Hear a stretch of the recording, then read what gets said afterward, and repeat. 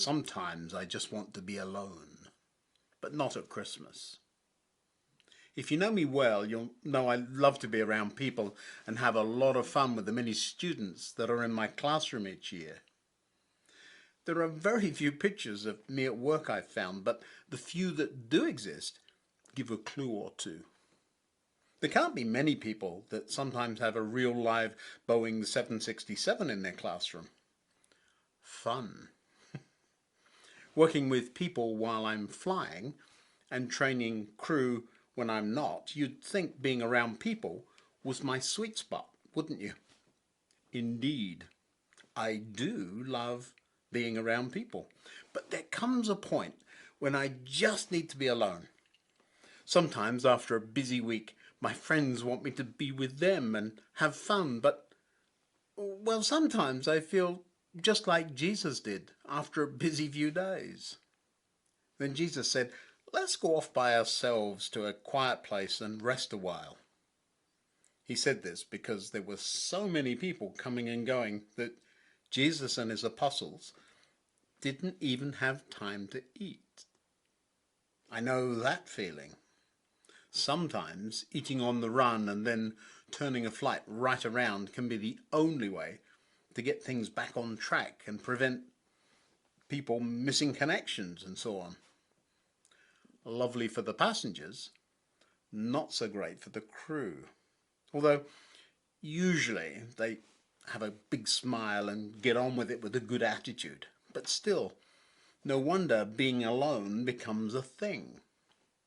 But what do you do when you just can't get away?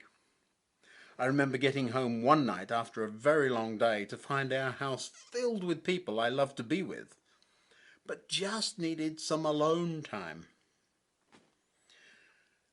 As a follower of Jesus, I'm so glad that the everyday life things are recorded in the Bible too, and not just the remarkable, so that I know I'm not the only one.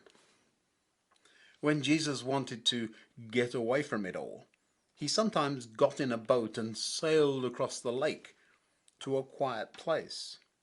Now, usually that would work for me too. Very nice. There's a lake right outside our house, and I can imagine a lovely walk with Sparky to get away from the day and recharge my mental batteries. So they left by boat for a quiet place where they could be alone. But many people recognized them and saw them leaving. And the people from many towns ran ahead along the shore and got there ahead of them. Jesus said, "Get away from me, I'm trying to have a nap." No, of course he didn't, but I bet he wanted to.